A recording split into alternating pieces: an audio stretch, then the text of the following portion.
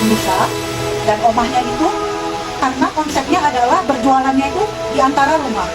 Jadi nggak ada kayak oh ini kapling aku jangan diotak-atik, oh ini halamanku nggak diotak-atik gitu. Jadi kita akan bersama di sini sehingga ada halaman ibu-ibu yang jadi tempat parkir, ada halaman yang jadi ditaruh tempat jualannya, ada yang tempat duduk, ada yang tadi itu gazebo itu untuk kegiatan budaya, misalnya menari dan sebagainya.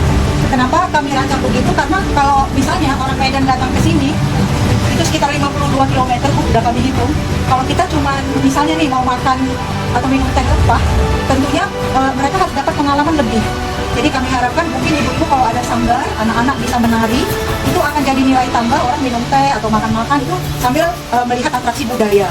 Karena kalau cuma jualan makanan ya maksudnya nggak payah orang jauh-jauh gitu. Karena akan ada sampan. Nanti kami minta tolong Ibu Sri dan kawan-kawan, adakah bapak-bapak nelayan yang sampahnya udah nggak dipakai, nggak harus yang besar, yang kita letakkan sebagai penanda sebelum masuk ke area berjualan ini, ke area omah kampung ini. Jadi akan ada kayak gitu. Nanti harapannya orang tuh kalau selfie taruh di Instagram itu di sini. Jadi orang kayak oh ini omah kampung nggak? Kita belum pernah kesini gitu. Jadi ada penanda sebelum dia jalan ke sana. Ya, jadi setelah parkir dan ketemu sampan atau perahu itu, konsepnya mereka memang jalan, jangan naik sepeda motor atau mobil lagi supaya dia bisa menikmati area ini. Dan emang dipasang bambu-bambu itu adalah supaya nanti dia jangan masuk ke sini, dia jalan dulu ke pintu masuk utama ke omah kampung ini, pusat kuliner ini. Dia jalan dulu. Ya ini Bu, jadi harapannya yang mereka ini nanti begitu kita ya, nanti begitu kita, tapi dia supaya nggak tersebar, sebaiknya dia masuk dari sini memang. Ya. Jadi nanti ini sekali lagi masih terbuka Bu desainnya.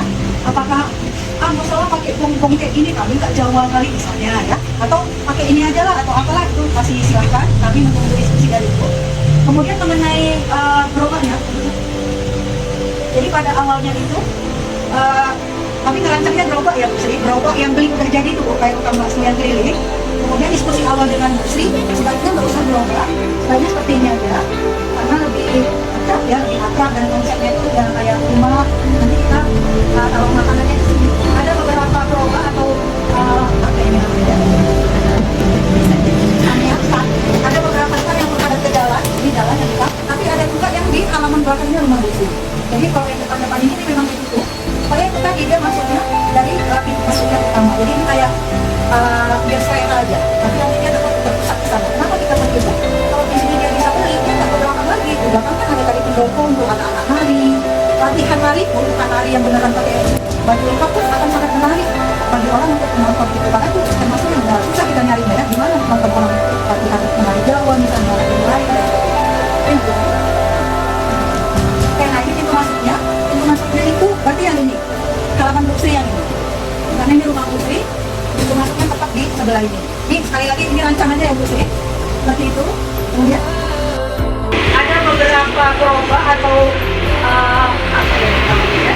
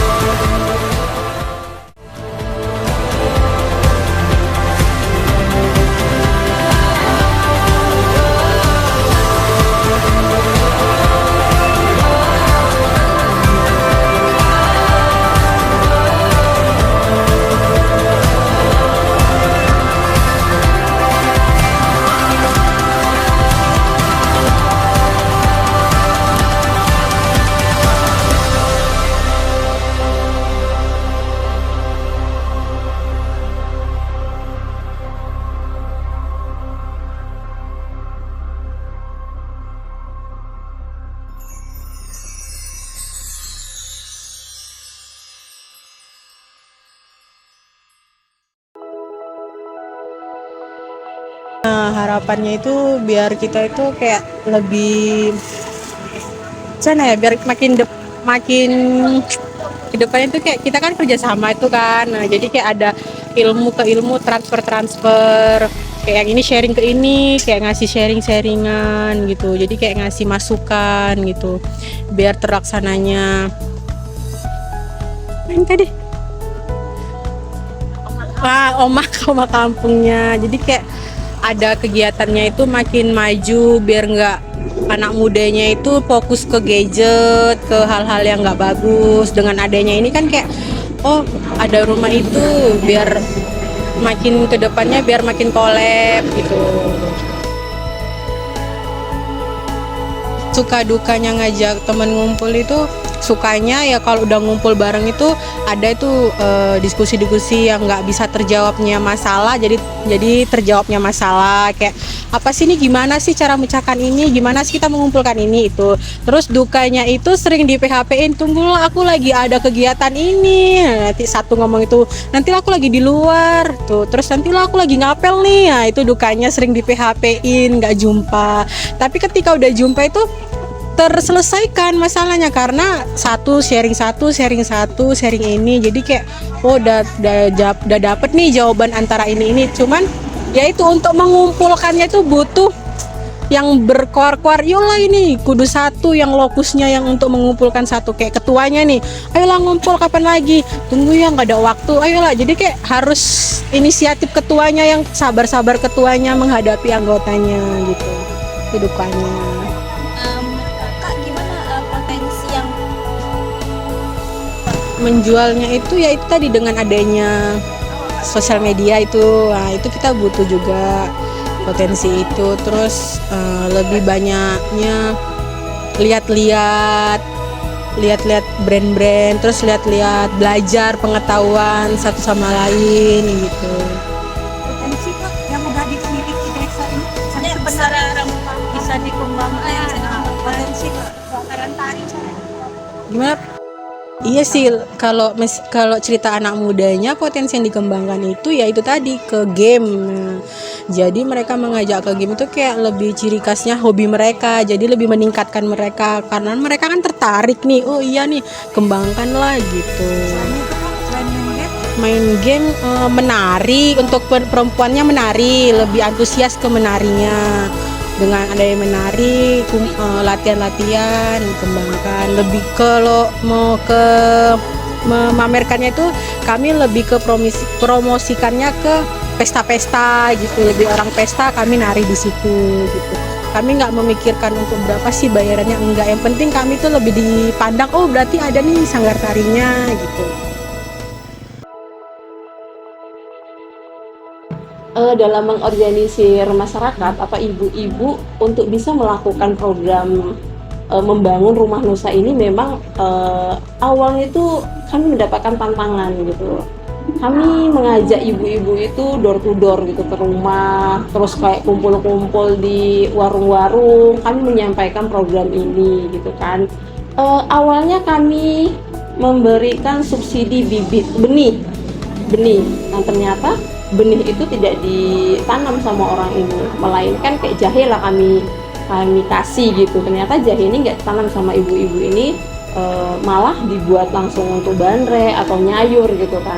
Nah kami berproses lagi, makanya tumbuhlah kami sekarang ada namanya pondok bibit gitu. Kami bibit dulu. Kalau benih ini kan belum tumbuh gitu. Kalau bibit itu kan dia udah tumbuh. Kami subsidi lagi bibit kepada masyarakat. Nah ternyata ini sangat efektif untuk ibu-ibu. Setelah kami kasih bibit, ternyata ibu-ibu relatif ditanam. Jadi itulah awal mula kami punya pondok bibit gitu. Dan sampai sekarang pondok bibit menjadi tempat untuk masyarakat khususnya Desa Denai-Kuala kalau ingin menanam langsung bisa ke pondok bibit gitu.